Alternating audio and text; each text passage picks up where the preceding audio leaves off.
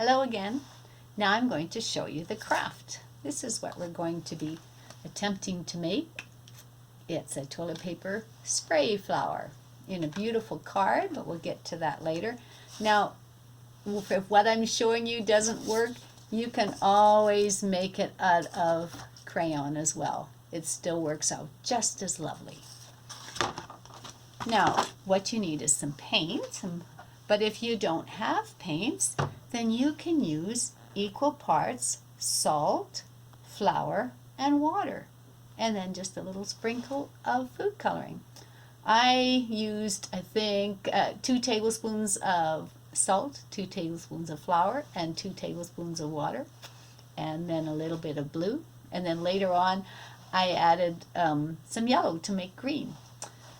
So you're going to need that, and you're going to need a plastic container. See, I'm recycling last week's, or these are great, some kind of flat plastic container for putting the paint or the flour and salt mixture on. And you're going to need a toilet paper roll. Now, my advice for you is to take your toilet paper roll and with a pencil, draw a line all the way around so that it's even. Measure, I used about a little bit over an inch, I think. I went down because I found out the first time I did it when I was cutting, then with my scissors and I was cutting these, I wasn't getting it all even. And so these little flaps that went down were not even, and my picture did not turn out. So you're going to draw a line, and then you're going to snip. And you want to make sure that they're standing up a bit. The first time I did it, I pushed back on all of these and made it flat. Didn't work at all. The only paint that got on my picture was here at the edge. I didn't get a spray at all. So you have your toilet paper roll. It's ready. It's been cut. And you have these nice stiff pieces sticking out. You've got some paint on your plastic thing. You're going to practice. You're going to do this a few times. You're not going to start your card right away. You're going to dip it in, and so that all the legs are covered. I'm not using paint right now because it would get all over me while I'm doing this. So you dip that, and then I found I had to pull them up a little bit like this, because when I was going flat, they ended up flat and it didn't work. So I pushed them up a little bit, and then I sprayed, and I do a few like that, put a little bit more paint on, push it up, splash it if it's laying too flat. So then I have my nice flower in the middle. Now, the first time I did it, like I said, I had these all flat and it just didn't work, and I pushed it too much and I was turning sideways instead of doing a nice spray, and it just kind of ended up like that. That was not very good. But after I practiced for a while, then I was able to get a nice splatter pattern. Yeah, isn't that much better? But that takes practice, so I hope you will try practicing too. Here is another one that I did after, where I changed color. Once I got it figured out how to make the splashes right with the blue, then I added some yellow to my blue paint and turned it kind of green, and then I put that color on.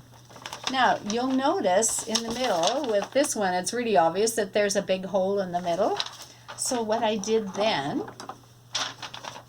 is I took a skinny paintbrush, and I was able to pull, the paint was still wet, and I was able to pull it in to fill in the middle. Now, if your paint is dry already and it's not wet, you can always dip it in your paint. You can always dip it in and pull it yourself. Dip down and pull some yourself to fill in the middle. Then I took a bit of a wider paintbrush, dipped it in my paint, and made a stem and some leaves. And it turned out just lovely. Now I also practiced with the flour and salt mixture, and the first time I did it, I didn't really like it. I wasn't getting the spray pattern. Again, it's because I wasn't making sure that these things were out. I let it go completely flat and it just didn't work.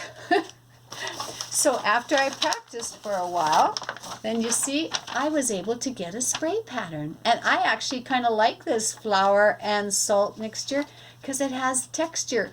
And you can't see it from there, but it actually kind of sparkles. The salt makes it sparkle. Now, one thing I discovered is that paper towel rolls and toilet paper rolls are not the same. Paper towel rolls seem to be made of a thinner cardboard. And when I tried doing one with a paper towel roll, I cut it off, these kept curling back. They wouldn't stay. You see the difference? Just see how these stay nice and spiky? This one kept curling back like this. And I had a really hard time. I had to really work. And every time I pushed down, then I was having to push this up like that, and I had purple all over my fingers, and I was really frustrated with a paper towel roll. So I wouldn't suggest using a paper towel roll.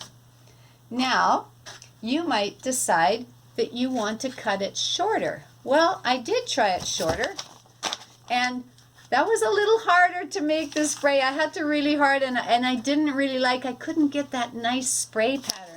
But what I discovered about using a smaller one is that I could make highlights in the middle. So after I did the blue, then I dipped this way. You can't see because I was doing purple after, but I dipped it in yellow, and I was able to make a yellow ring in the middle. And then I took my little paintbrush, and then I was filled in the middle.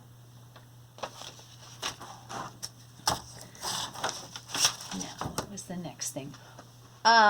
So if this gets too messy for you, you can also do it with crayons. Now, if you're going to do it with crayons, I suggest you draw a circle and then make a few lines going out so where you can see the circle is, and then I would erase that pencil mark because you don't want that pencil mark. But once you've gone around a few times, erase the pencil mark, and then just go around and around and around and around and fill it in till it's filled with all sorts of colors. And you can use any color that you like. And then, of course, you can draw the stem and the leaves. You can do it with wax crayons, too. Again, take the pencil mark, put a few lines out. I would suggest you only do a few lines and then erase the pencil mark, because I discovered if I waited too long to erase this pencil mark, like I had it really filled up, when I tried to erase it, it smudged the crayon, and then that didn't look good at all.